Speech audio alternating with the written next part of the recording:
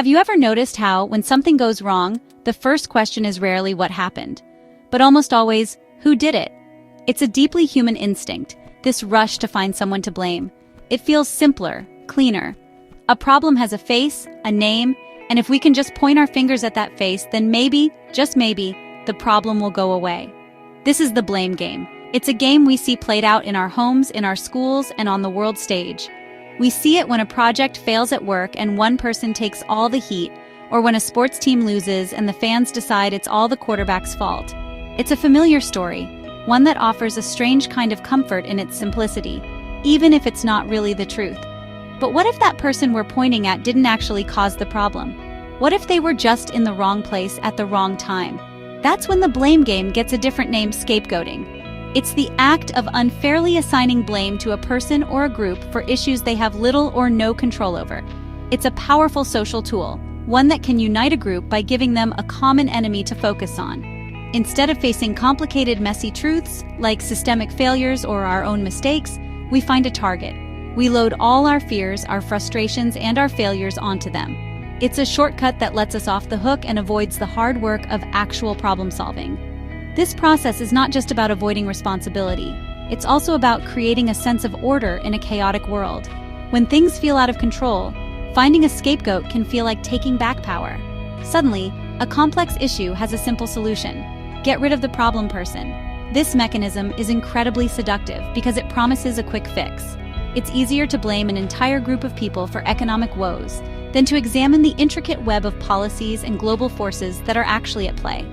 It's a psychological trick we play on ourselves, a way to feel righteous and in control, even when we are fundamentally misunderstanding the situation. In this exploration, we're going to unpack this phenomenon from top to bottom.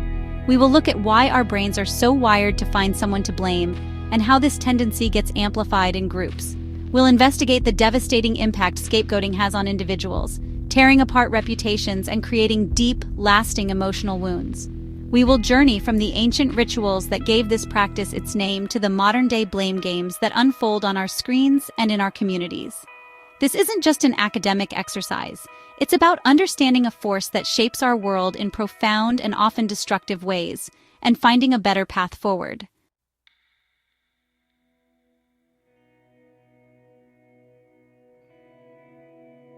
The term scapegoat isn't just a clever metaphor. It comes from a very real, very ancient ritual. Picture this. Thousands of years ago, on the Day of Atonement, the high priest of the Israelites would take 2 goats. One was sacrificed to God. The other, the scapegoat, had a much different fate. The priest would lay his hands on the goat's head and confess all the sins of the community, symbolically transferring all their wrongdoing onto this one animal. Then this goat, now heavy with the weight of everyone's mistakes, was driven out into the wilderness to carry those sins away, never to return. It was a powerful act of purification, a way for the community to feel cleansed and renewed. This ancient practice reveals the core mechanics of scapegoating that are still with us today. The community identified a problem, their collective sin. They couldn't just make it disappear, so they transferred it onto a single, powerless entity. By banishing the goat, they felt like they had banished the problem itself. Of course, the goat didn't commit any of those sins. It was just a convenient vessel for their guilt. This ritual provided a tangible way to deal with intangible anxieties, a physical solution for a spiritual problem. It set a precedent for a pattern of behavior that humanity has repeated in countless forms throughout history. Today we may not use literal goats, but the ritual continues in a more social and psychological form. The targets have changed, but the purpose remains the same. When a country faces an economic downturn, politicians might blame immigrants. When a company's profits fall, a CEO might fire a mid-level manager to signal that the problem is being handled. In the digital age, social media mobs can descend on a single person for a poorly worded tweet, turning them into a symbol of everything that's wrong with society. These modern scapegoats are our goats, sent into the wilderness of public shame, isolation, and career ruin. Our journey will connect these ancient dots to our modern lives. We will explore how a religious ceremony from the Book of Leviticus evolved into a psychological defense mechanism and a political strategy. We'll look at the story of Azazel, the mysterious entity to whom the original scapegoat was sent, and what that tells us about our deep-seated need to personify the problems we wish to exile.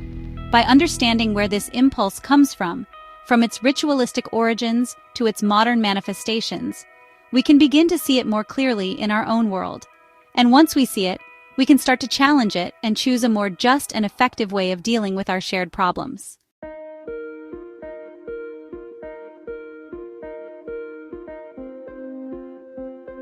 So, what exactly is scapegoating? At its core, it's a simple but powerful act of misdirection. It's when a person or a group, faced with a problem, decides to pin all the blame on someone else who is not the real cause. Think of it as a social shortcut. Instead of digging deep to find the root of an issue, which is often complicated and uncomfortable, it's far easier to find a target and declare, it's their fault. This isn't about holding people accountable for their actions. That's called justice. Scapegoating is the opposite. It's about finding an easy out, a way to relieve pressure and anxiety by creating a villain. The target is chosen not because they are guilty, but because they are convenient. They are often powerless, different, or simply in the wrong place at the wrong time, making them unable to fight back effectively. It's crucial to understand that scapegoating is fundamentally different from constructive criticism or fair blame. When you offer constructive criticism, your goal is to help someone improve. You point out a specific mistake with the intent of finding a solution. Fair blame, similarly, is based on evidence. It's about assigning responsibility where it actually belongs. Scapegoating, however, isn't interested in solutions or truth. Its primary goal is to discharge negative feelings, anger, frustration, guilt, or fear. It simplifies a complex reality into a black and white story of good versus evil, where we are the innocent victims and they are the malicious cause of all our troubles. This narrative is comforting, but it's a dangerous fiction that prevents any real progress. The process often begins when a community feels threatened or is experiencing a crisis. It could be economic hardship, social unrest, or even a public health scare. In these moments of high anxiety, people crave simple answers and a sense of control. A scapegoat provides both. By focusing collective anger on a single person or group, the community creates a false sense of unity and purpose. We are all in this together, against them. This dynamic distracts everyone from the real, often systemic issues that are much harder to confront. It's a way to feel proactive without actually doing the hard work of solving anything. The blame is a release valve for collective pressure, but it never actually fixes the leak. Ultimately, the anatomy of unfair blame is built on a foundation of denial. It's the denial of complexity, the denial of shared responsibility, and the denial of the scapegoat's humanity.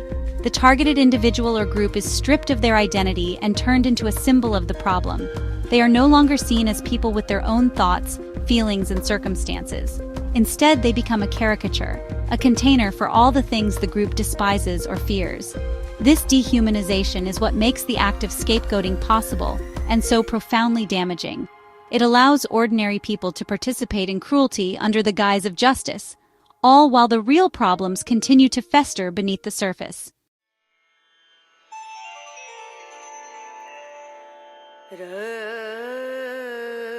How does our mind get tricked into scapegoating? It's not just a social phenomenon, it's deeply rooted in our psychology. Our brains are equipped with defense mechanisms, mental shortcuts that protect us from anxiety and stress. Two of the most important ones behind scapegoating are projection and displacement. These are the psychological sleights of hand that allow us to shift our own unwanted feelings and flaws onto someone else. It's an unconscious move, a bit like a magician distracting you with one hand while the real trick happens with the other. We don't even realize we're doing it, which makes it an incredibly powerful and insidious force in our lives. Projection is the act of taking our own unacceptable qualities or feelings and ascribing them to other people. For example, if you're feeling insecure about your own performance at work, you might start believing that your coworker is incompetent and trying to sabotage you. You are projecting your own feelings of inadequacy onto them. It's a way for your ego to defend itself. Instead of admitting, "I'm struggling," you tell yourself, "They are the problem."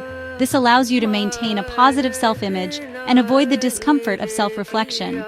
When an entire group does this, it becomes a powerful force, creating a shared delusion where the scapegoated party is seen as embodying all the negative traits the group refuses to see in itself. Displacement works in a similar way, but it's about redirecting emotions rather than traits. Imagine you've had a terrible day at work where your boss yelled at you. You can't yell back at your boss without getting fired, So you hold in all that anger and frustration. When you get home, you might snap at your partner or kids over something minor. You have displaced your anger from its actual source, your boss, onto a safer, less threatening target. Scapegoating is displacement on a larger scale. A society feeling anxious about its future might displace that anxiety onto a minority group, blaming them for all its problems. The target becomes a safe outlet for a whole range of pent-up emotions that are too difficult or dangerous to direct at the real cause. These psychological tricks are so effective because they offer immediate emotional relief. Pointing the finger feels good. It makes us feel righteous, unified, and in control.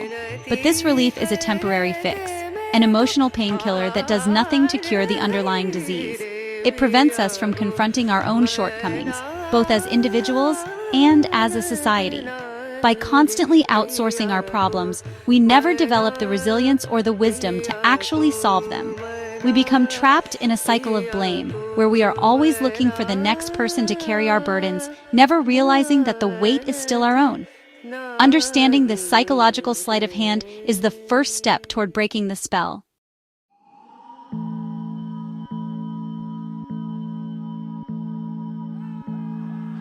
While psychological tricks like projection and displacement explain why an individual might start to blame someone else, what happens when that blame goes viral? How does one person's finger-pointing turn into a crowd's roaring accusation?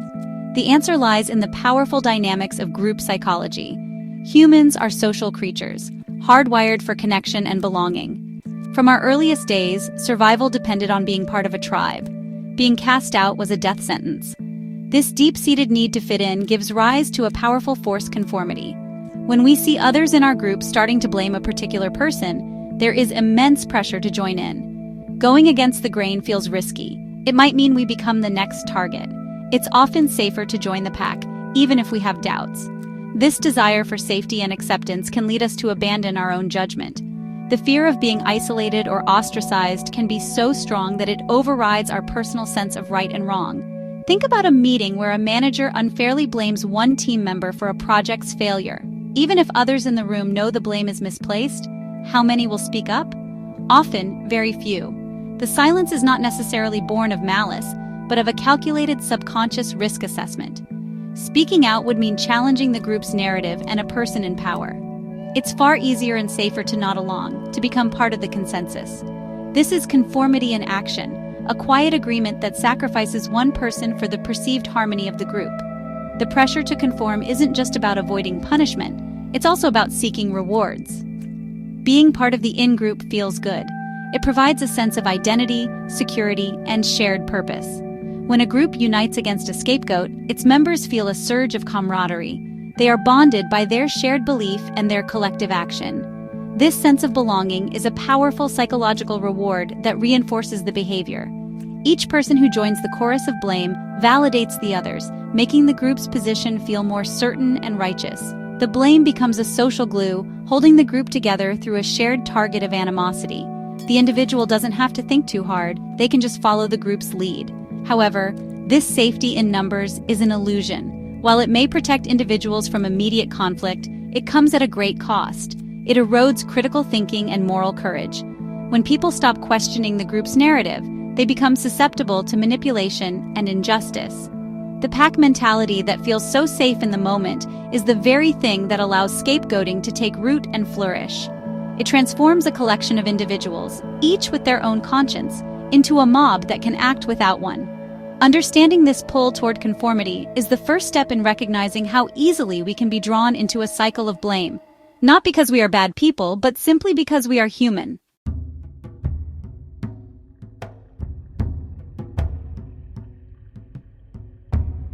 Once a group starts to form a consensus around a scapegoat, another psychological phenomenon kicks in: groupthink. This is what happens when the desire for harmony and conformity within a group results in an irrational or dysfunctional decision-making outcome. In a state of groupthink, members actively suppress dissenting viewpoints and isolate themselves from outside influences. The group becomes a closed loop, an echo chamber where its own beliefs are amplified and repeated until they sound like indisputable facts. Any evidence that contradicts the chosen narrative is dismissed, ignored, or attacked. The primary goal is no longer to be right, but to be in agreement. It's a collective slide into a shared delusion. Inside this echo chamber, critical thinking is the first casualty. Doubts are not seen as opportunities for reflection, but as acts of betrayal. A person who asks, "Are we sure they're the one to blame?" is not seen as being thoughtful. They are seen as disloyal to the group. To maintain their standing, members begin to self-censor. They keep their questions and concerns to themselves, reinforcing the illusion of unanimous agreement. This creates a powerful feedback loop. Because nobody is speaking up, everyone assumes that everyone else is on board. The group's confidence in its own righteousness grows, even as its connection to reality weakens. The scapegoat's guilt is no longer a theory to be tested, it becomes a core tenet of the group's identity. Groupthink is often fueled by a leader who promotes a single viewpoint and discourages debate. This authority figure sets the tone, making it clear which opinions are acceptable and which are not. The rest of the group falls in line, eager to gain the leader's approval and avoid their disapproval.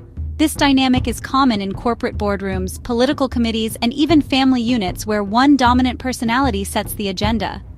The group's collective intelligence is sidelined in favor of a single, often flawed perspective. They convince themselves of their own moral superiority and the inherent evil of their target, making it easier to justify their actions. They are on a mission, and anyone who questions it is an obstacle. This process insulates the group from the truth. They become impervious to facts that might challenge their worldview. If the scapegoated individual tries to defend themselves with evidence, it is dismissed as lies or manipulation. If an outsider tries to intervene, they are labeled as an enemy or a sympathizer.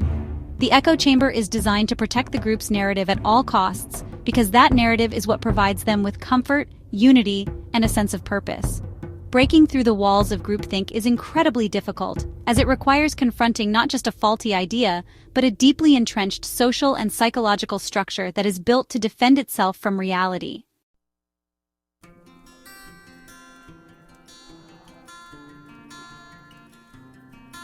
Beyond the pull of conformity and the trap of groupthink, there is another powerful force that drives group scapegoating: the simple, seductive allure of a common enemy. Nothing unites a fractured group faster than giving them someone to hate together. When people are feeling anxious, divided, or powerless, a shared target can create an instant, powerful bond. It redirects all the internal tensions and frustrations outward, focusing them on a single point. Suddenly, the differences that once divided the group, disagreements over resources, status, or beliefs, seem to fade into the background. What matters now is the collective struggle against the enemy. This is a tactic as old as time, used by leaders to forge unity where there was none. This dynamic provides a clear and simple story in a complex world. The narrative is straightforward. We are the good guys, and they are the bad guys. All of our problems are their fault. This simplifies reality in a way that is deeply satisfying. We no longer have to grapple with complicated systemic issues or our own contributions to the problem. Instead, we have a villain to vanquish. This creates a sense of moral clarity and purpose. The group feels righteous in its mission, convinced that by attacking the scapegoat, it is fighting for justice and protecting its own integrity. This feeling of being on the right side of history is a powerful motivator, capable of justifying even the most cruel and irrational actions. Having a common enemy also helps to define who we are. A group's identity is often sharpened by what it stands against. By defining who is out, the group solidifies who is in. The scapegoat becomes the other, the personification of everything the group is not. If the scapegoat is labeled as lazy, then the group sees itself as hardworking. If the target is deemed disloyal, the group feels a stronger sense of its own loyalty. This process of othering reinforces the group's positive self-image and strengthens its internal bonds. The common enemy serves as a mirror, reflecting back a flattering, albeit distorted image of the group itself. They are not just fighting an external foe, they are also building their own collective identity. Ultimately, the allure of a common enemy is the allure of a simple solution. It promises that if we can just eliminate the target, our problems will disappear. This is, of course, a dangerous fantasy. Scapegoating a person or a group never solves the underlying issues. The economic anxieties, the social divisions, and the political frustrations remain, simmering beneath the surface. Once the scapegoat is gone, the group may enjoy a brief period of unity, but soon enough, the old tensions will resurface. And when they do, the group will be faced with a choice: either do the hard work of confronting the real problems or simply find a new enemy to blame. Too often, the cycle begins again.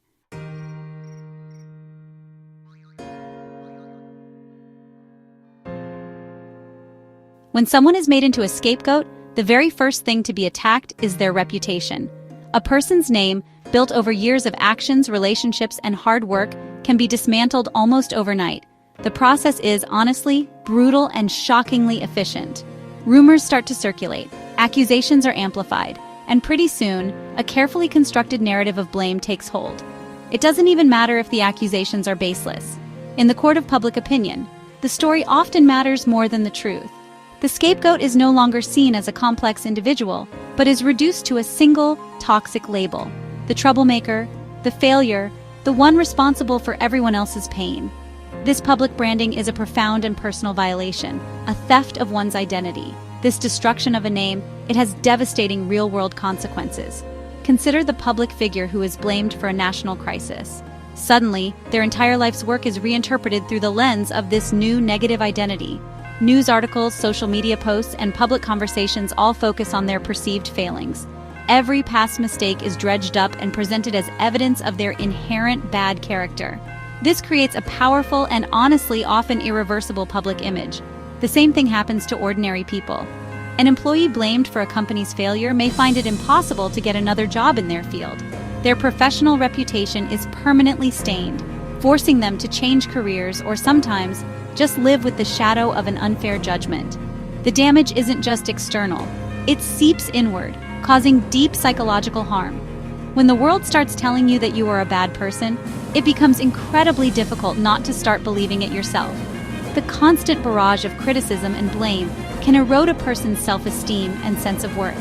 They begin to question their own judgment, their own memories, and even their own character. This internal struggle is exhausting and isolating. The person is forced to live in a reality where the public narrative about them is a gross distortion of who they know themselves to be. This disconnect between their inner truth and their public image creates a constant state of cognitive dissonance and emotional turmoil. This reputational damage is, all too often, permanent because stories are sticky. Even if the scapegoat is later exonerated and the truth comes to light, the stain of the accusation often lingers. People remember the charge more clearly than the acquittal. The narrative of blame is simple and dramatic, while the truth is often complex and frankly less exciting. The phrase "there's no smoke without fire" becomes a weapon, used to justify lingering suspicion. The scapegoat is left to carry the ghost of the accusation for years, if not a lifetime. Their name, once a source of pride, becomes a source of pain, a constant reminder of the time the world decided they were the problem.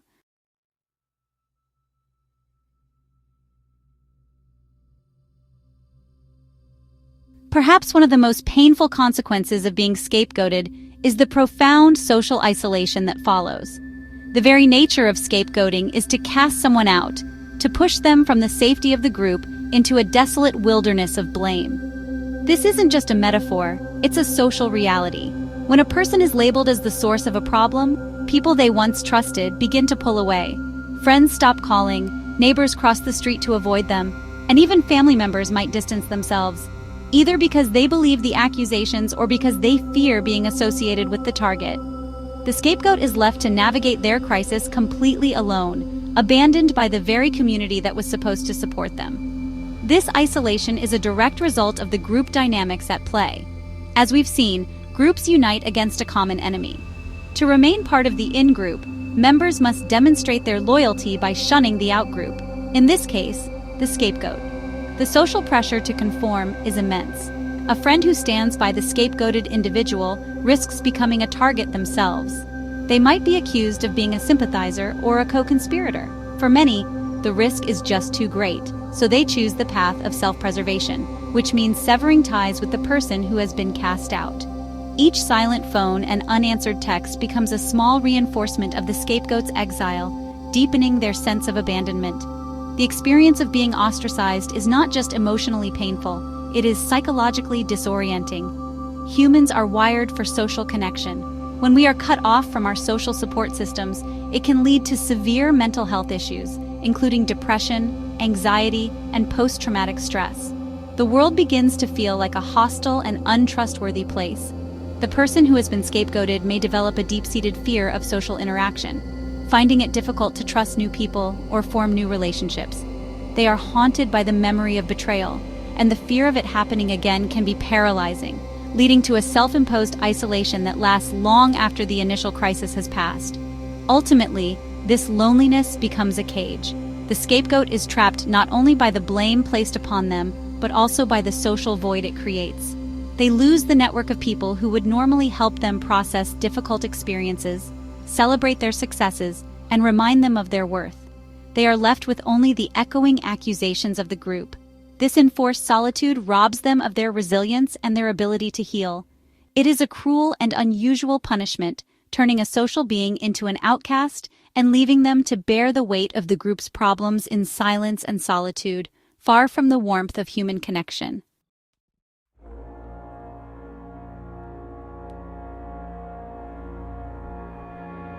While the external consequences of scapegoating, like reputational damage and social isolation, are devastating, the internal toll can be even more destructive. When a person is relentlessly blamed for something they did not do, they often begin to internalize that blame. They start to carry a heavy, suffocating weight of unearned guilt. This is not the healthy guilt that follows a genuine mistake, which can lead to remorse and positive change. This is a toxic, corrosive guilt that attaches itself to their psyche. They may find themselves endlessly replaying events, searching for something they could have done differently, trying to find a reason why they were chosen as the target. This quest for an explanation can become an obsession. This internalized blame creates a deep and lasting wound to a person's sense of self. It can lead to a form of self-gaslighting, where the individual begins to doubt their own perceptions of reality. Maybe they're right, they might think. Maybe I am the problem. This self-doubt can be crippling, leading to a loss of confidence in their own abilities and judgment. They may become overly apologetic, constantly seeking approval and validation from others, afraid to assert themselves for fear of being blamed again. This erodes their agency, making them feel powerless to control their own life. They are no longer the protagonist in their own story, but a villain in a narrative written by others. The long-term effects of this psychological burden are severe. Many victims of scapegoating suffer from chronic stress, anxiety disorders, and a persistent sense of shame. This shame is different from guilt. While guilt is feeling bad about something you did, shame is feeling bad about who you are. It's a feeling of being fundamentally flawed and unworthy. This can lead to self-destructive behaviors as the person attempts to cope with the immense emotional pain. The weight of this unearned guilt impacts every aspect of their life, from their personal relationships to their professional aspirations. It is a constant, heavy presence that colors their view of themselves and the world. Recovering from this kind of psychological damage is a long and difficult process.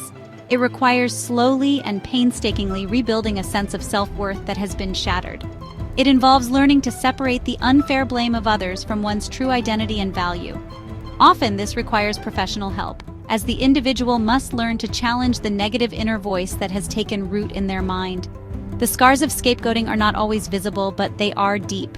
The weight of unearned guilt is one of the heaviest burdens a person can be forced to carry, a silent and enduring consequence of a group's need for a simple answer to a complex problem.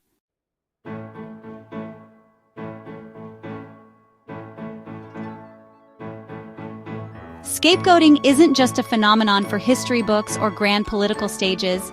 It's a daily reality in the places we spend most of our lives, school and work. The dynamics are strikingly similar, whether you're on the playground or in the boardroom. In school, it often starts small. A group of kids decides that one particular child is weird or annoying. Soon, that child becomes the default target for everything that goes wrong. Did a game get ruined? It's their fault. Did the teacher get angry at the class? They must have started it.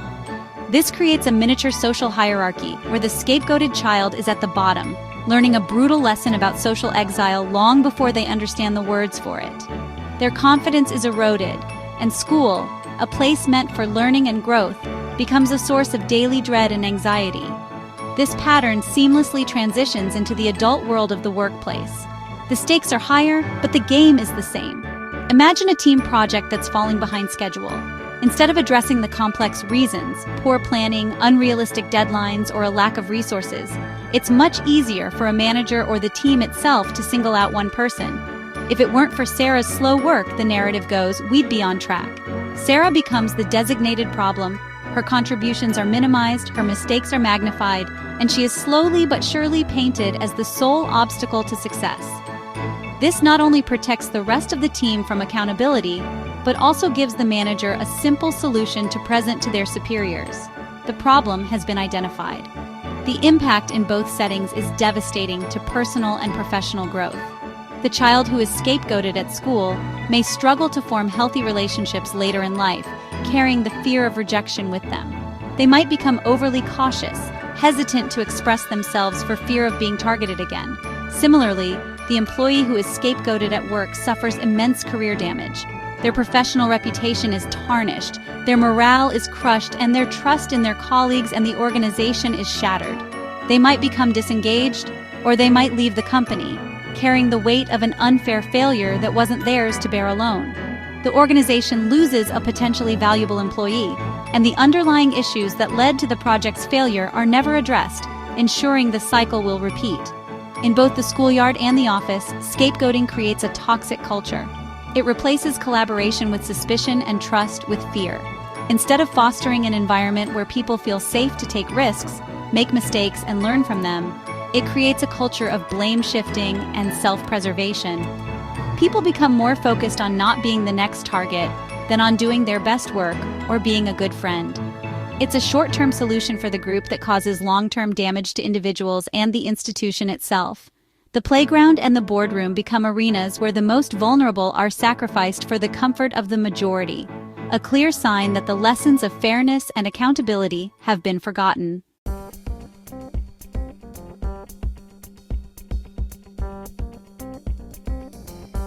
While scapegoating in public spaces like school or work is damaging, it can be even more insidious when it happens within the family. The home is supposed to be a sanctuary, a place of unconditional love and support, but for some, it becomes a courtroom where one family member is perpetually on trial. This person is often labeled the black sheep or the problem child. They are designated as the source of all the family's tension, dysfunction, and unhappiness. If parents are arguing, it's because of the stress this child causes. If another sibling is struggling, it's because this child is a bad influence.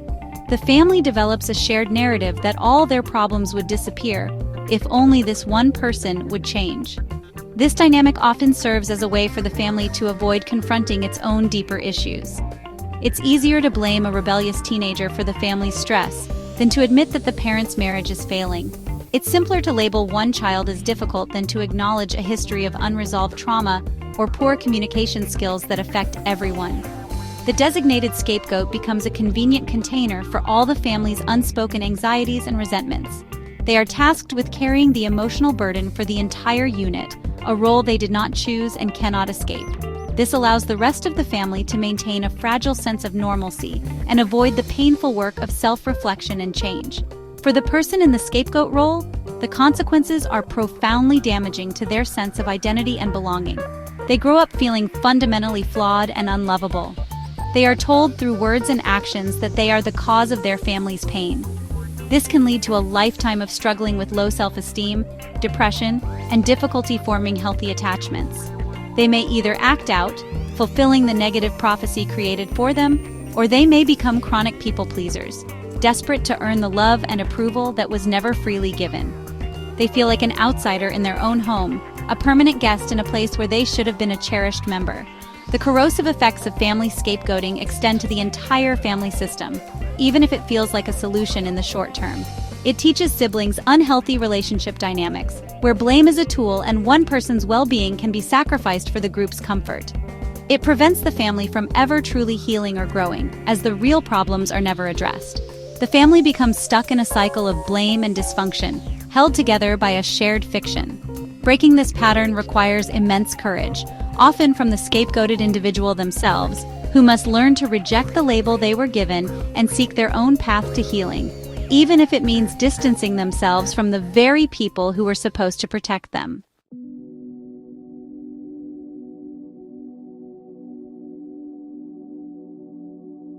Beyond our personal lives, scapegoating also operates on a much larger institutional level. This is where entire groups of people are systematically blamed for societal problems.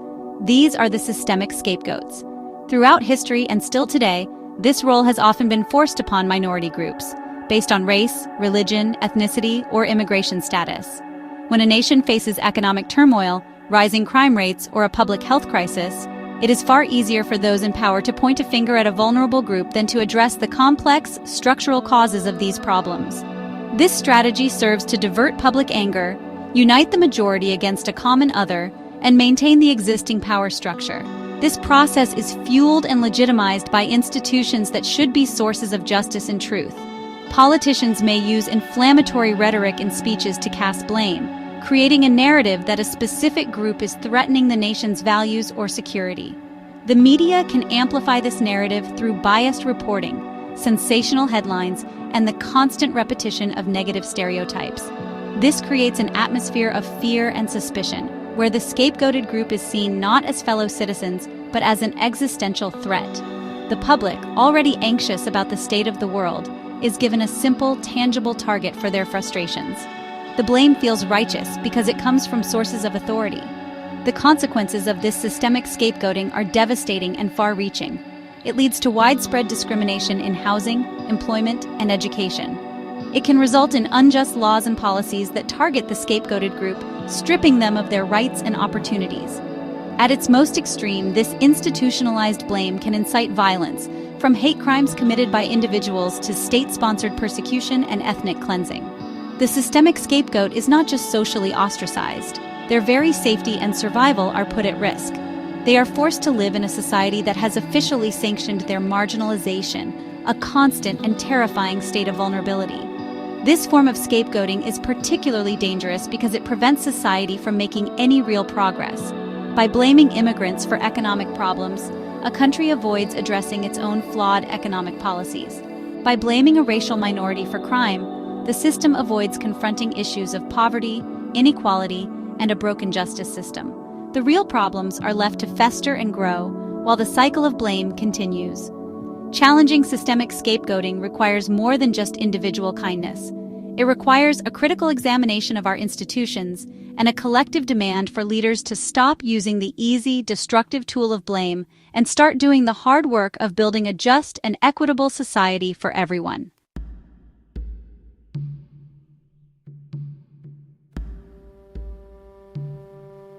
To truly understand where our modern impulse to scapegoat comes from, we have to travel back in time. We're going way back to the ancient Near East, to a ritual described in the book of Leviticus. This isn't just a story, it was a core practice for the ancient Israelites on their most sacred day of the year, Yom Kippur, the Day of Atonement. The ceremony was a piece of high religious theater designed to cleanse an entire nation of its sins. At the center of this drama were not one but two goats. They looked identical, but their fates could not have been more different. One was destined for God, a sacrifice at the altar. The other was destined for the wilderness, for a mysterious entity named Azazel. This second goat is the one that gives us our name for this entire phenomenon, the scapegoat. The ritual began with the high priest Aaron bringing these two goats before the community. He would then cast lots to decide their destinies. One lot was marked for the Lord, and the other was for Azazel, or the scapegoat. The goat chosen for the Lord would be sacrificed as a sin offering, a standard practice to atone for wrongdoing. But the second goat, the scapegoat, was part of a much stranger and more powerful symbolic act. This was not about death, but about removal. It was about taking all the intangible, messy, and guilt-ridden failures of the people and putting them somewhere they could no longer cause harm. It was a physical solution to a spiritual problem, a way to make purification visible to all. The climax of the ritual for the scapegoat was a deeply personal and symbolic moment. The high priest would lay both of his hands firmly on the head of the live goat. As he did this, he would confess out loud all the sins, transgressions, and iniquities of the entire nation of Israel. It was a public accounting, a moment of collective admission. But the weight of these confessions was not meant for the people to carry. Instead, through this physical act of laying on hands, all that guilt was symbolically transferred onto the animal. The goat, an innocent creature, became the living vessel for a year's worth of a nation's mistakes, its moral failings, and its collective shame. It was now heavy with a burden that was not its own. Once laden with the sins of the people, the goat's final journey began. It was handed over to a designated man who would lead it far away from the camp, deep into the uninhabited wilderness. The goat was to be released into a barren land, a place of no return. The symbolism was crystal clear. Just as the goat disappeared over the horizon, so too did the sins of the community. They were gone, carried away to a place where they could no longer pollute the camp or anger God. The community could breathe a collective sigh of relief, feeling cleansed, purified, and renewed. They had successfully outsourced their guilt, and the goat was the price of their peace of mind.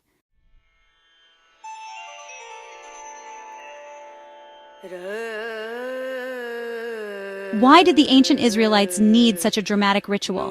To understand its power, we have to consider the context. This was a community living in a harsh and precarious world. They were bound by a strict covenant with a powerful and at times terrifying God. The weight of divine law was immense, and the fear of divine punishment for transgressions was very real. Sin was not just a personal moral failing, it was a dangerous pollutant that could jeopardize the well-being of the entire community, bringing drought, famine, or defeat in battle. This created a tremendous amount of collective anxiety. The people needed a way to manage this spiritual dread, a tangible process to restore their relationship with God and with each other. The Day of Atonement ritual provided a perfect release valve for this accumulated anxiety. It was a structured, authorized way to deal with the overwhelming burden of sin. Throughout the year, individual sins could be atoned for with personal sacrifices. But what about the sins no one knew about? What about the collective failures of the nation? The scapegoat ritual addressed this lingering communal guilt. It was a comprehensive solution.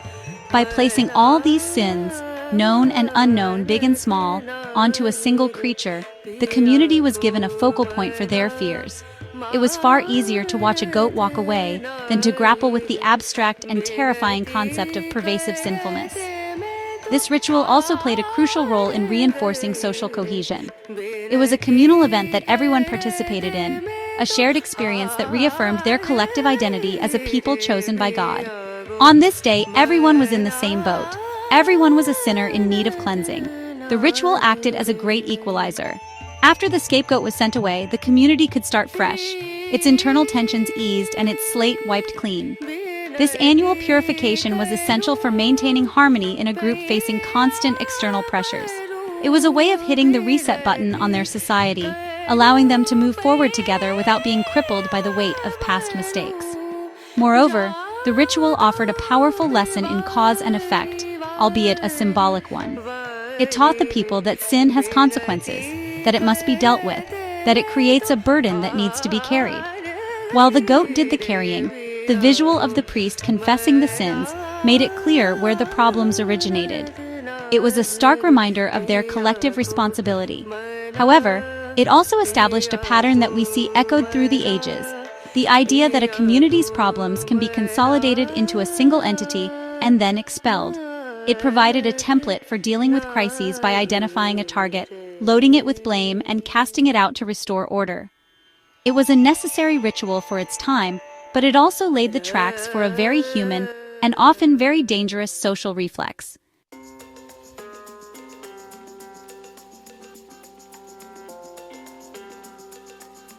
The Leviticus ritual has another layer of mystery, and it's centered around a single, enigmatic name, Azazel. When the high priest cast lots for the two goats, one was for the Lord, but the other was for Azazel. Who or what was Azazel? The text itself is famously ambiguous, and over the centuries, scholars and theologians have debated its meaning. This was not just a random goat being sent into the wilderness, it was being sent to something or someone. This detail adds a supernatural and slightly sinister dimension to the ritual. The sins weren't just being abandoned, they were being returned to their source, a dark power that existed outside the ordered and holy space of the community. One of the most prominent interpretations is that Azazel was a demonic figure, a fallen angel, or a desert demon. In some non-biblical Jewish texts from the Second Temple period, like the Book of Enoch, Azazel is named as a leader of the rebellious angels who came down to earth, taught humanity forbidden arts like warfare and vanity, and corrupted them. In this view, the scapegoat ritual becomes a powerful act of spiritual warfare. The sins of the people, which were seen as being instigated by these dark forces, were being sent back to their originator. It was like a spiritual return to sender, a symbolic rejection of the evil that had infiltrated their society, and a restoration of divine order.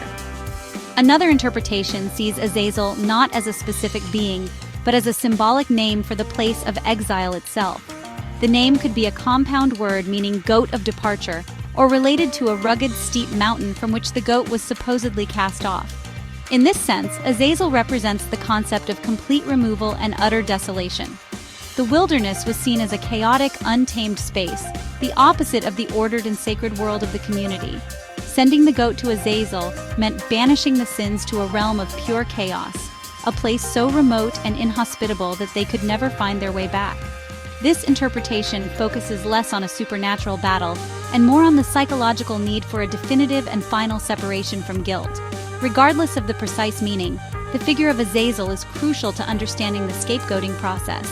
Azazel represents the ultimate other, the external entity that can be blamed for the community's internal problems. By personifying the source of sin and chaos, the ritual made the problem feel manageable. It wasn't just a vague sense of human failing, it was an external contamination that could be physically expelled. Azazel gave a name and a destination to the darkness the people feared. This act of naming and externalizing a problem is a key component of scapegoating today. We still create our own Azazels, the shadowy figures and groups we decide are the source of all our troubles, to make our complex world feel simpler and safer.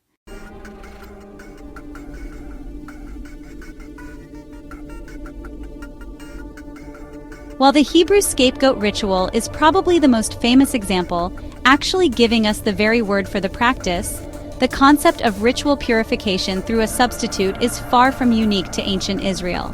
This impulse seems to be, well, a deeply ingrained human one, showing up in various forms across different cultures and continents. The ancient Greeks, for instance, had a practice involving what they called a pharmakos. In times of plague, famine, or other really serious crises, a city would select an outcast, often a beggar, a criminal, or a person with a disability, to serve as a human scapegoat. Interestingly, this person would actually be fed and cared for at public expense for a while. And then, in a public ceremony, they'd be beaten and driven out of the city, or, in some cases, even killed. The logic behind the pharmakos ritual was, honestly, strikingly similar to the Leviticus ceremony. The community believed that this individual, through the ritual, could absorb all the impurities and evils that were plaguing the city. By expelling the pharmakos, they believed they were expelling the crisis itself. Greek philosophers like Plato and Hippocrates even wrote about this practice, highlighting its role in social and spiritual cleansing. It really reveals a common human tendency to find a living vessel for collective suffering. When faced with a problem they simply can't control, like a deadly disease, societies look for something they can control. Expelling a person, however brutal, provided a tangible action and, let's be honest, a desperate sense of agency in a helpless situation. Similar practices can be found in ancient Hittite and Mesopotamian cultures too. Hittite military rituals, for example, involved driving a decorated animal through the ranks of the army before battle. The animal was believed to soak up any cowardice, bad omens, or divine anger, purifying the soldiers and hopefully ensuring their victory. The animal was then driven toward the enemy's territory, symbolically sending the weakness to them. In ancient Babylon, during their New Year festival, there was a ritual where a king would be stripped of his power and humiliated, only to be reinstated afterward. In some variations, a mock king, usually a prisoner, would take his place for a few days, bear the brunt of any evil spirits, and then be executed, cleansing the kingdom for the real monarch. These widespread examples tell us something pretty important. The impulse to scapegoat isn't tied to just one religion or one specific text. It actually appears to be a common psychological and social tool that different societies independently developed to cope with crisis and anxiety. The underlying pattern is always the same. A community faces a threat it can't easily solve. It identifies a symbolic carrier for the problem, whether it's an animal or a human. Then it performs a ritual to transfer the collective guilt or misfortune onto that carrier. Finally, it expels or destroys the carrier, creating this powerful illusion of purification and control. This really shows that the scapegoat mechanism is a fundamental part of our shared human heritage, a dark but persistent response to the chaos of the world.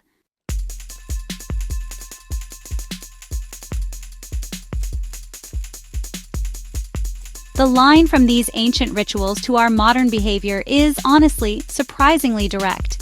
We may not lead literal goats into the desert or drive a pharmacose from the city gates anymore, but the underlying psychological and social mechanics are definitely still alive and well. The ancient ritual has just become a modern reflex. The core elements have simply been translated into new forms. The community is now our online group, our political party, or even our nation. The Great Crisis is no longer a plague or a famine, but maybe an economic recession, social unrest, or a cultural shift that makes us feel uneasy. And the scapegoat? It's no longer a designated animal or outcast, but say an immigrant group, a political opponent, a celebrity, or even a coworker. The process of transferring blame is still with us, though it happens through words instead of a physical laying on of hands. These days, the transfer happens through media narratives, political speeches, and viral social media campaigns. A complex problem like economic inequality gets simplified and blamed entirely on lazy people or greedy corporations. The fear of societal change is projected onto a minority group accused of threatening traditional values. These narratives are, honestly, really powerful.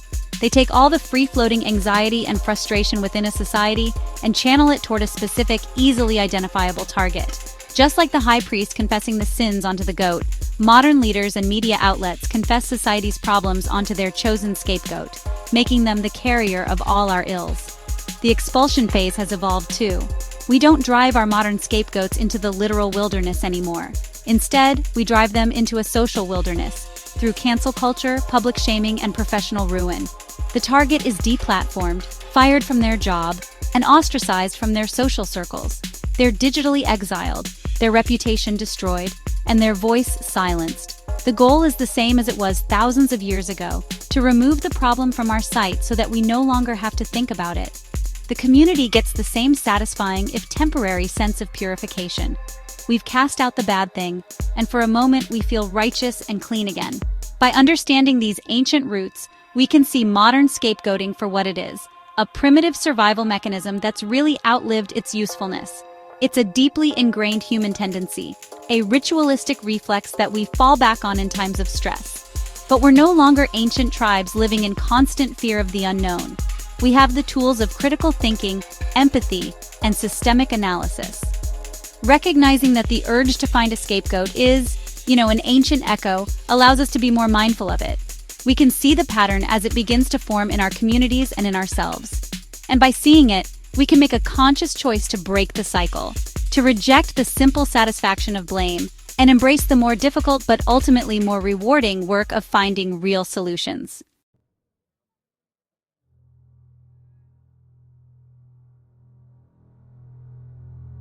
In the modern political arena, scapegoating isn't just a byproduct of social anxiety anymore. It's become a deliberate and really powerful strategy. Leaders and political movements often find that the quickest way to consolidate power and rally support isn't by offering complex solutions, but by providing a simple enemy. When a nation faces tough challenges, like economic recession, unemployment, or social instability, it's politically risky to admit that the causes are complicated and that solutions will be slow and difficult. It's far more effective, honestly, to identify a scapegoat. This could be an immigrant group, a foreign country, a political opposition party, or a specific social demographic. The message is simple and potent. All of our problems are their fault. This tactic works by masterfully diverting public attention. Instead of scrutinizing the government's policies or lack thereof, the public's anger and frustration are redirected toward the designated target. This creates a powerful sense of us versus them, forging a strong emotional bond between the leader and their supporters. They're united in a common cause, a righteous fight against the supposed source of their troubles. This strategy is especially effective during times of fear and uncertainty, as people are more receptive to simple narratives that offer a clear villain and a promise of swift resolution if that villain is defeated. The complex reality of governance gets replaced by a dramatic and emotionally satisfying story of good versus evil. The targets of political scapegoating are almost always groups with less power and social capital, making them unable to effectively fight back against the narrative being built around them. Immigrants are often blamed for taking jobs and straining public services, deflecting from deeper issues of economic policy and corporate behavior. Minority groups can be portrayed as a threat to national culture or security, channeling societal anxieties into racial or religious prejudice. By choosing a vulnerable target, political actors can amplify their message without fear of a powerful rebuttal. The scapegoated group becomes a symbol for everything the majority fears, a convenient container for a nation's anxieties, allowing the real issues to go unaddressed. Ultimately, this political blame game erodes the very foundations of a healthy democracy. It replaces reasoned debate with emotional manipulation and fosters deep divisions within society. When citizens are taught to blame a specific group for their problems, it becomes nearly impossible to build the consensus needed for real solutions. Trust in institutions declines, and the political discourse becomes toxic and polarized. The short-term gain for a political leader, a surge in popularity or an election win, comes at the long-term cost of a fractured, resentful, and dysfunctional society. It's a dangerous game that sacrifices national unity and progress for the sake of power.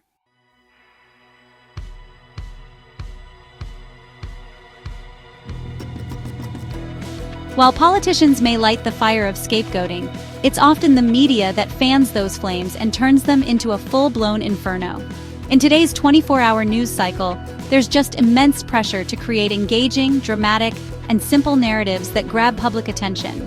Complex issues are often flattened, and nuance gets sacrificed for the sake of a compelling story. When a scapegoat is presented, it provides the perfect storyline. There's a villain, a victim, which is usually the public, and a clear conflict. The media, in its quest for ratings and clicks, can honestly become a powerful megaphone for blame, amplifying a politician's message and embedding it deep within the public consciousness through constant repetition and sensationalized coverage. The way stories are framed really plays a crucial role in this whole process. Selective reporting can highlight facts that support the scapegoating narrative, while just ignoring those that contradict it. For example, news reports might focus heavily on crimes committed by immigrants, while downplaying similar crimes committed by the native-born population. And that creates a pretty distorted perception of reality. The use of loaded language, inflammatory headlines, and carefully chosen images can evoke strong emotional responses, turning viewers against the targeted group before they've even had a chance to consider the evidence critically. The media doesn't have to explicitly tell people who to blame. It can simply shape the story in a way that makes the conclusion seem obvious and inevitable. This amplification isn't always a conscious or malicious act by journalists. Sometimes it's just a product of the media environment itself, where speed is valued over depth and controversy generates more engagement than consensus. A story about a politician blaming a minority group is way more likely to go viral than, say, a detailed analysis of economic policy. This creates an incentive system that rewards the propagation of blame narratives. Over time, this constant exposure can normalize prejudice and desensitize the public to the human cost of scapegoating. The targeted group stops being seen as a collection of individuals and instead becomes a monolithic problem, a caricature created and sustained by the media machine. The consequence is the creation of a powerful feedback loop. Politicians create a scapegoat, the media amplifies the message, and the public, influenced by the coverage, demands action against the target. This public pressure then emboldens the politicians to double down on their rhetoric, which in turn generates even more media coverage. The scapegoat is trapped in a vicious cycle, their reputation and safety eroding with each turn. The media, in its role as the primary source of information for so many people, holds an immense responsibility. When it chooses to act as a megaphone for blame instead of a source of balanced inquiry, it becomes a key partner in the modern scapegoating process, with just devastating effects on social cohesion and justice.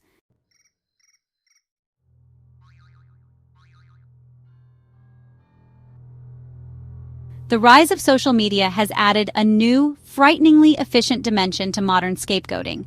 If traditional media is a megaphone, social media is, well, a wildfire. A single accusation, tweet, or out-of-context video clip can spread to millions of people in just a matter of hours, creating a viral scapegoat before any facts can even be verified. Digital platforms are designed for rapid emotional reactions. The algorithms honestly favor outrage and conflict because they generate engagement. This creates the perfect environment for a digital mob to form. With no central leader or accountability, thousands of anonymous users can just descend upon a single individual, overwhelming them with a torrent of hatred, threats, and public shaming. This process of digital scapegoating often bypasses any form of due process. The target is declared guilty by popular consensus, and the punishment is immediate. This punishment takes the form of doxing. that is, publishing their private information, campaigns to get them fired from their jobs, and relentless harassment that can even extend to their family and friends. The goal of the digital mob isn't justice or understanding, but expulsion. They seek to remove the person from the digital public square and, by extension, from society itself. The person is no longer an individual, but a symbol of a perceived wrong, and their destruction becomes a kind of cathartic act for the mob. Social media also creates these powerful echo chambers that reinforce and validate the scapegoating narrative. Users are fed content that aligns with their existing beliefs, insulating them from dissenting opinions or contradictory evidence. Inside these digital bubbles, the scapegoat's guilt is presented as an undeniable fact. Anyone who tries to defend the target or call for moderation is quickly shouted down, accused of being a sympathizer, and might even become a new target themselves.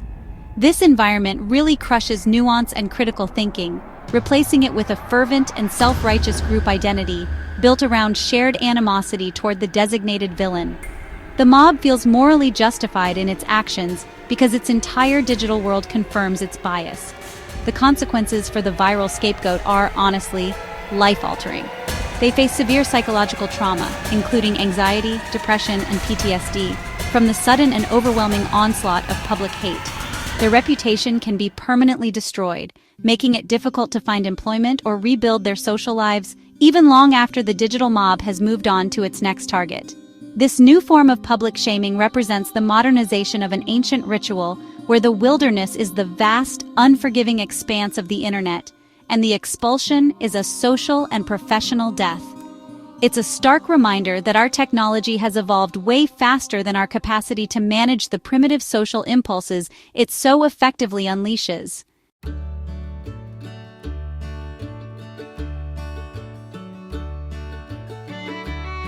To move beyond the destructive cycle of scapegoating, we really have to learn to stand at a critical crossroads and distinguish between two paths that look similar but lead to vastly different destinations: the path of blame and the path of accountability.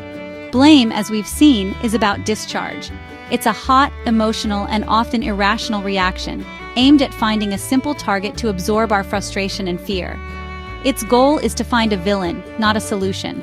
It points a finger outward to relieve internal pressure, asking, "Who can we punish for this?" This path leads to division, stagnation, and injustice, since it focuses on punishing a person rather than understanding and fixing the problem itself. It offers the temporary satisfaction of righteousness but never delivers real progress.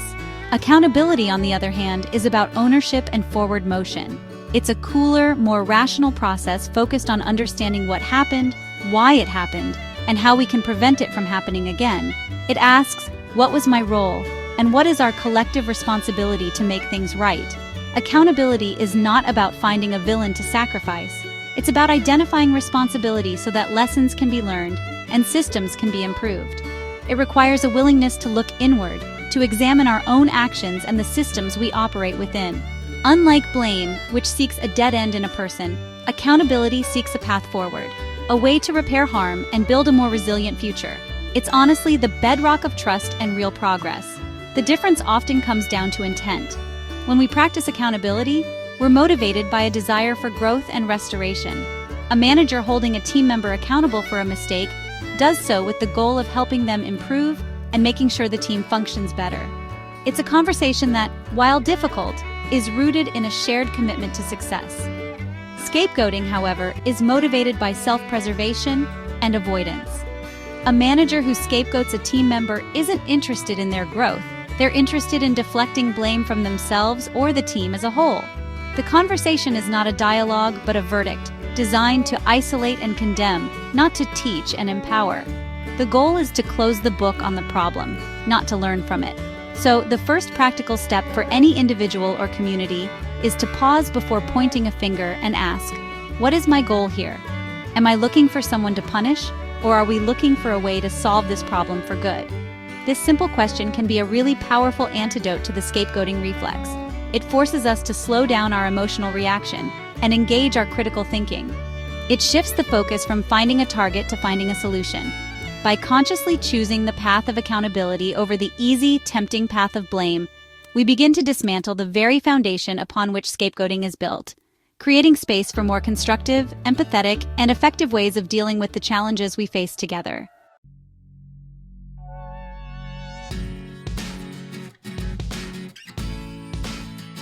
Moving away from a culture of blame requires more than just individual mindset shifts.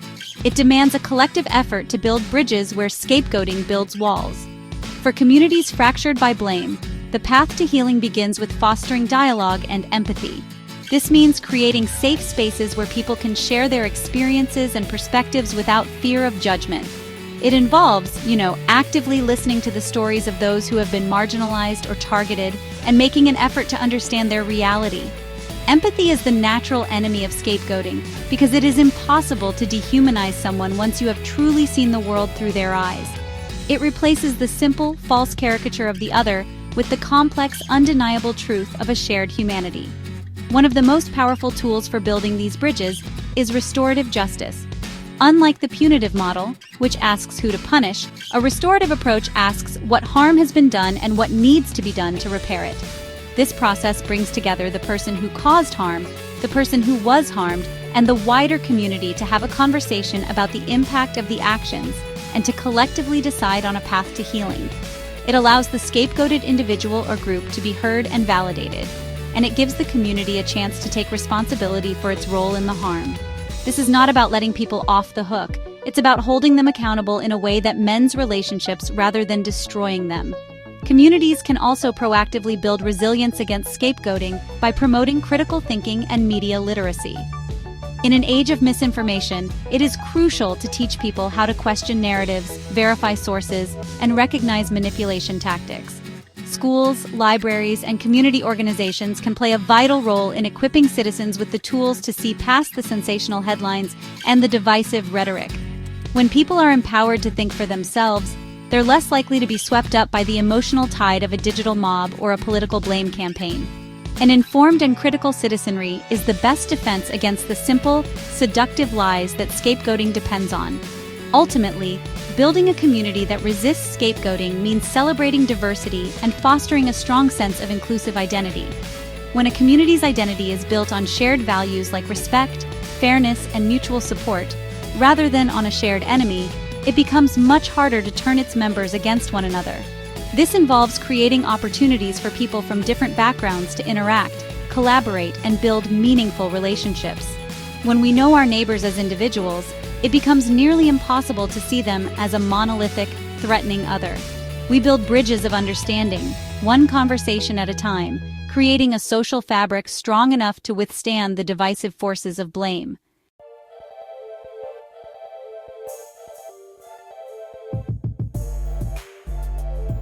Leaders at every level, in government, in business, in schools, and in families, hold a unique power to either fuel or extinguish the fires of scapegoating. Ethical leadership is arguably the most crucial element in moving beyond blame. An ethical leader refuses to take the easy path of pointing fingers. Instead, they demonstrate the courage to take responsibility, especially when things go wrong. When a leader says, "The buck stops with me," or "We all played a role in this failure, and here's how we're going to fix it together," they model accountability for the entire group. This act of humility and honesty sets a powerful tone, creating a culture where it is safe to admit mistakes and learn from them rather than hide them or shift the blame. Effective leaders actively promote transparency and open communication. They don't operate in secret or encourage an echo chamber of agreement. Instead, they invite dissenting opinions and create channels for honest feedback without fear of retribution. A leader who fosters this kind of psychological safety makes scapegoating nearly impossible. When people feel safe enough to voice concerns, challenge assumptions, and point out potential problems early on, issues can be addressed before they escalate into crises that demand a villain. Transparency builds trust, and trust is the soil in which collective problem-solving grows, while blame withers and dies from a lack of darkness and secrecy in which to fester. Furthermore, inclusive leadership is fundamental to preventing the othering that enables scapegoating. Leaders who champion diversity and ensure that all voices are represented and valued at the decision-making table are building a natural defense against targeting vulnerable groups. When the leadership of an organization or a community reflects its true diversity, it sends a clear message that everyone belongs and everyone matters.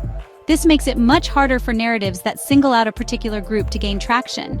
Inclusive leaders actively challenge prejudice and stereotypes, using their platform to advocate for fairness and to remind the group of their shared goals and common humanity, especially in times of stress.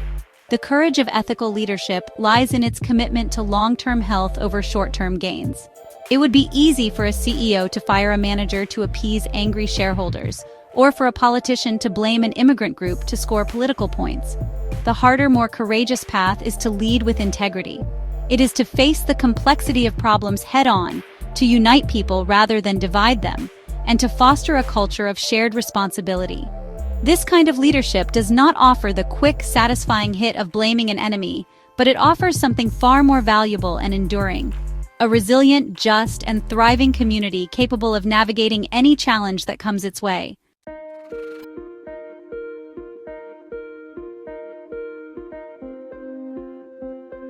So, after this long journey from ancient deserts to our digital screens, we end where we began, with a goat, a wilderness, and a mysterious figure named Azazel. What does this ancient story, this ghost from Leviticus, really teach us today? Azazel represents the seductive idea of an external solution to our internal problems. He is the name we give to the darkness we don't want to own. By sending the goat to him, the ancient Israelites could feel clean, absolved of their messy, complicated, and very human failings. They sent their problems away, into the wilderness, to a place they wouldn't have to look at them anymore. It was a brilliant ritual for its time, a psychological masterpiece that provided comfort and cohesion, but it was built on a fiction that our problems can simply be carried away by someone else. That fiction is still with us. Azazel's ghost haunts our modern world. He is there every time a politician blames a minority group for a country's economic woes, essentially sending the nation's anxieties into the wilderness of prejudice.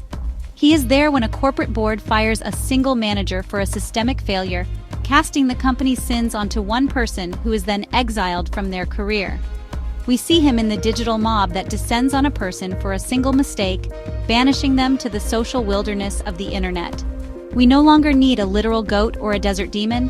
We have become experts at creating our own Azazels, finding convenient targets to carry the weight of our collective fears, failures, and frustrations. We still crave that same sense of purification, that satisfying illusion of a quick fix. The story of Azazel is a profound mirror. It reflects our deepest human tendency to simplify, to externalize, and to blame. It shows us that the desire to find a scapegoat is not a modern invention or a sign of our unique moral decay. It is an ancient, primitive reflex, a piece of old wiring in our social brains that activates under pressure. Understanding this doesn't excuse the behavior, but it does help to explain it. It reminds us that when we feel the powerful urge to point the finger, to join the chorus of condemnation, we are not being modern and sophisticated. We are reenacting one of the oldest rituals in the book. We are giving in to the Ghost of Azazel, choosing the simple magic of expulsion over the hard work of introspection. But here's the crucial lesson. The goat never solved the problem. The Israelites still had to live with their own human nature.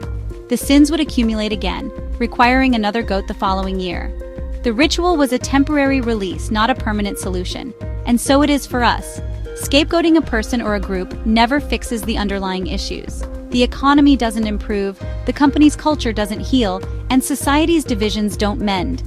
The problems remain, waiting for us to finally turn away from the wilderness and look at them and at ourselves with honest eyes. Azazel offers a tempting shortcut, but it's a road that only ever leads us back to where we started, just with one less person in our community.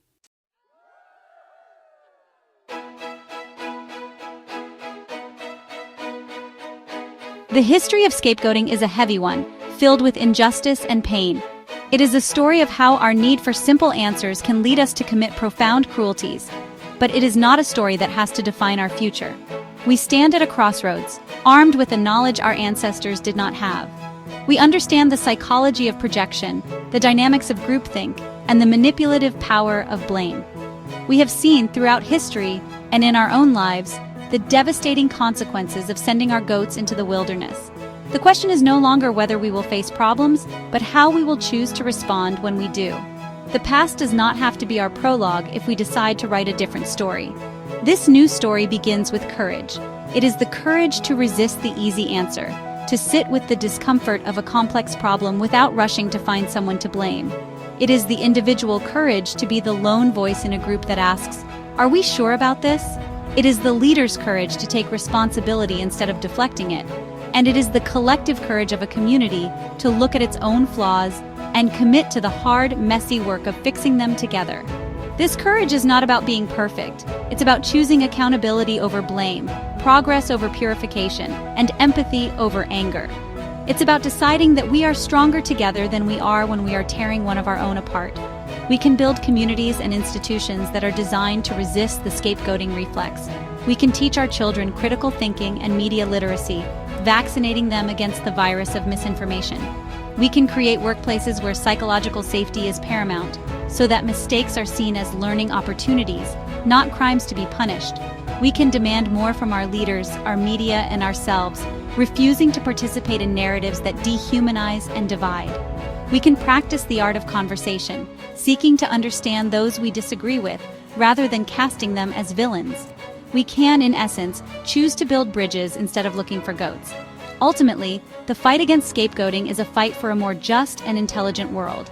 It is a commitment to the idea that every individual has value and that our shared problems require shared solutions.